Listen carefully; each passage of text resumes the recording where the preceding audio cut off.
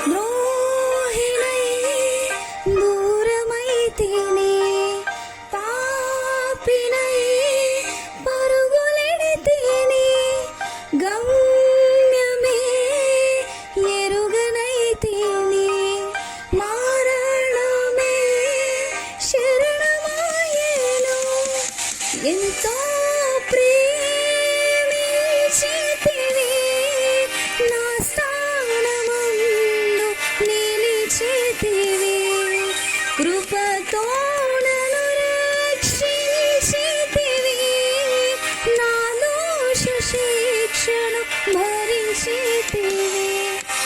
నా చెలిమి కోరి నీ కలిమి వీడి, నా చింత చేరావు శ్రీమంతుడా.